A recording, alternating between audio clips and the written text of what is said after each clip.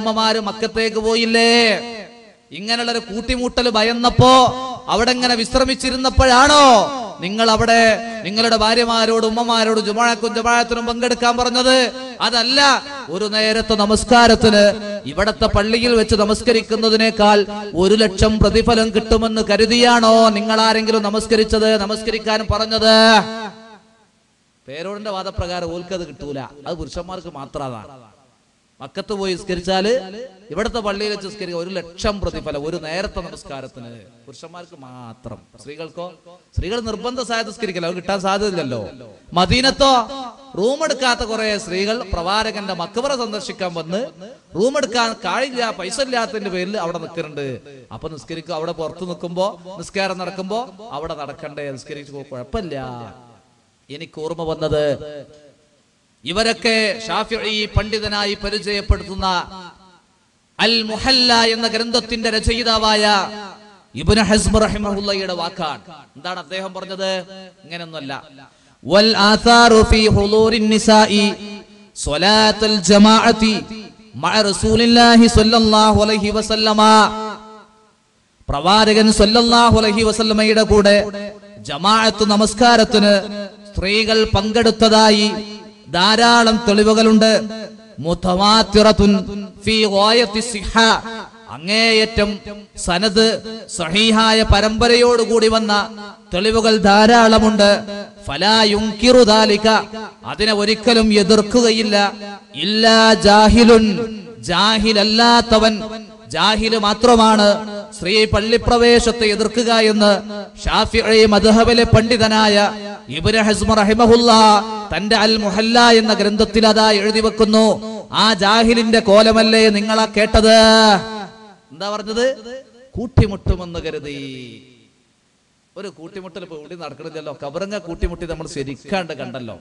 ഇഞ്ഞുങ്ങൾ കണ്ടോളി, ധാരാളം കൂട്ടിമുട്ടല്. ഭീമാപള്ളിയാണ് ആ കാണുന്നത്.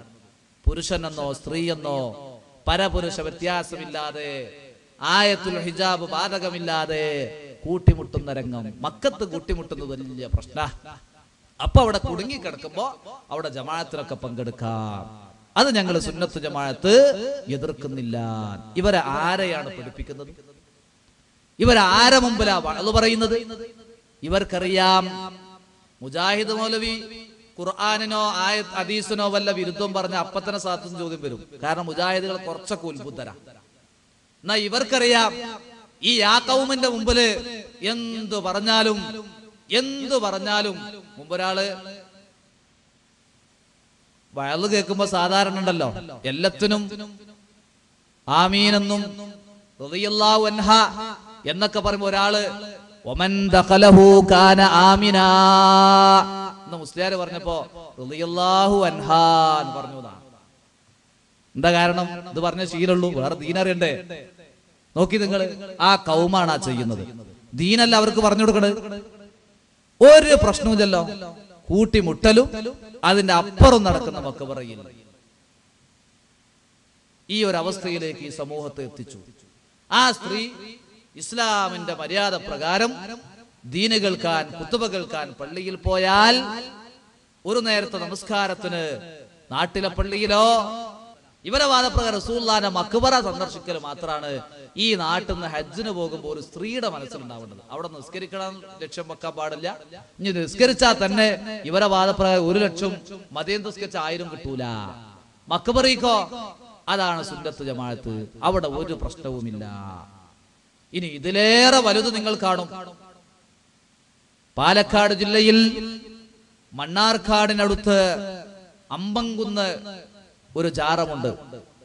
ബീരാൻ ഔലിയപ്പാപ്പാന്റെ ജാറമാണ്. അവിടെ നടക്കുന്നതോ ഇതിനേക്കാളും വലിയ കാഴ്ചയാണ്. മുട്ടറുക്കൽ എന്നൊക്കെ നമ്മൾ കേട്ടിട്ടുണ്ട്. എവിടെ നടക്കുന്നത്? നമ്മൾ ആരാധനാ കേന്ദ്രങ്ങളിലല്ല. അതൊക്കെ ഇതര മതസ്ഥ സഹോദരങ്ങളുടേതാണ്.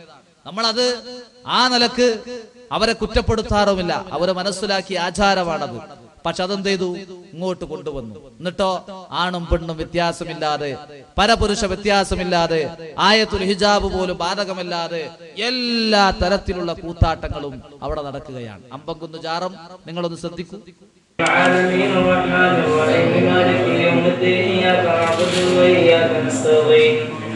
اهدنا الصراط المستقيم صراط بسم الله الرحمن الرحيم يا جبرائيل يا رقيا يا ميكائيل يا بشرائيل يا مضيف يا احمر يا فرقان يا سمر يا سبعة يا ميمون يا عباس يا جبرائيل يا رقيا يا ميكائيل يا بشرائيل يا مضيف يا احمر يا فرقان يا سمر يا سبعة يا ميمون يا عباس لا يعملهم رويدا. بسم الله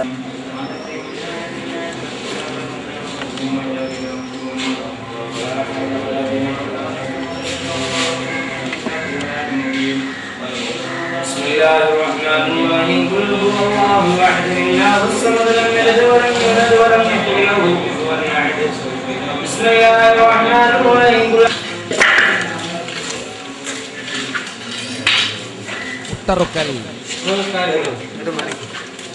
ഉത്തറക്കലാണ് ഇപ്പം നിങ്ങൾ കാണുന്നത്. ലാ തഖൂമു സ്സഅ ഹത്താ തൽഹഖ ഖബായിലു മിൻ ഉമ്മത്തി ബിൽ മുശ്രിക്കീൻ. മുശ്രിക്കീങ്ങളോട് കൂട്ടുചേരുന്നത് വരെ അന്ത്യനാൾ എടുക്കുന്നതല്ല എന്ന് പറഞ്ഞ പ്രവാചകന്റെ പ്രവചനം പുലരുകയാണ്.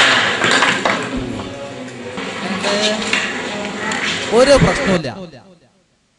ഇവിടെ ഒരു കൂട്ടിമുട്ടലോ പരസ്പരം കാണലോ ഒന്നും പ്രശ്നമല്ല. ഹജ്ജ് ഉദ്ദേശിച്ചു പോകുന്ന സ്ത്രീ അവിടെ നിസ്കരിക്കൽ വലിയ കുഴപ്പാണ്. നിർബന്ധിത സാഹചര്യത്തിലാണ് നിസ്കരിക്കുന്നത്.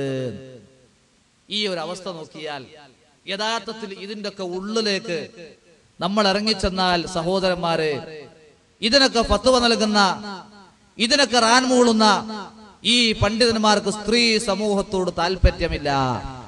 ഏത് താല്പര്യം? ഒരു സ്ത്രീ ധാർമ്മികമായി ജീവിക്കുന്നത്, ഇസ്ലാമിന്റെ നിഷ്ഠയനുസരിച്ച് പള്ളിയിൽ പോകുന്നതാണ് ഇവർക്ക് വലിയ കുറ്റം. എന്റെ കയ്യിലുള്ളത് 2003 ജനുവരിയിലക്കം സുന്നി വോയിസ്. ഇതില് നിവാരണം എന്നൊരു ഭക്തിയുണ്ട്. അതിൽ ചോദ്യോത്തരങ്ങളാണ്. അതിനുത്തരം നൽകുന്നതും AP മുഹമ്മദ് മുസ്തിയാർ കാന്തപുരം അവറുകളാണ്.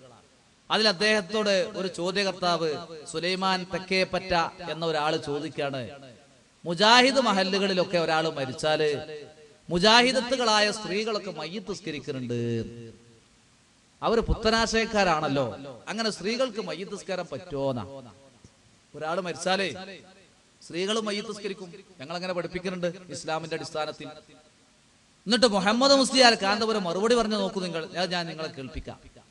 പുരുഷന്മാരുടെ മയ്യിത്ത് നമസ്കാരത്തിന് മുമ്പ് സ്ത്രീകൾ മയ്യിത്ത് നിസ്കരിച്ചാൽ സ്വഹീഹാകുകയില്ല. അതുകൊണ്ട് തന്നെ കുറ്റകരവുമാണ്. പുരുഷന്മാരുടെ ശേഷവും സ്ത്രീകൾക്ക് മയ്യിത്ത് നിസ്കാരം സുന്നത്തില്ല. എന്തേ പറഞ്ഞ്? സാധാരണ സ്ത്രീകൾ നിസ്കരിക്കുകയാണെങ്കിൽ പുരുഷന്മാർ നിസ്കരിക്കുന്ന മുമ്പ് നിസ്കരിക്കാം.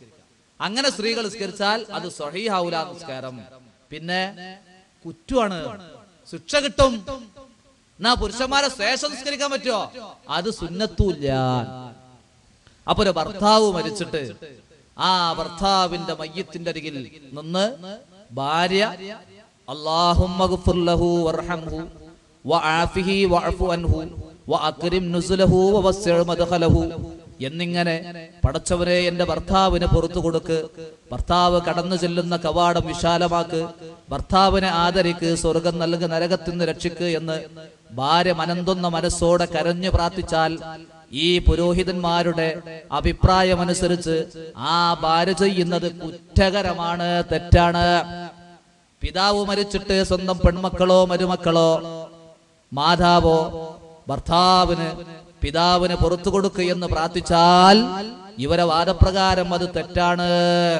അപ്പൊ അതിന്റെ അർത്ഥം എന്താ? സ്ത്രീകൾ ഇങ്ങനെ ജാറത്തുങ്ങളൊക്കെ ഇങ്ങനെ കടന്ന് എല്ലാവിധ പണൊക്കെ എറിഞ്ഞ് അങ്ങനെ ജീവിക്കലാണ് പൗരോഹിത്യത്തിന് ജീവിക്കാൻ ഏറ്റവും നല്ലത്. അതിനെപ്പി കണ്ടത്. ഇതൊന്നും ഏതെങ്കിലും പണ്ഡിതന്മാരെ എതിർക്കാനോ ഏതെങ്കിലും പ്രസ്ഥാനങ്ങൾ എതിർക്കാനോ അല്ല, കാര്യം മനസ്സിലാക്കാനാണ്.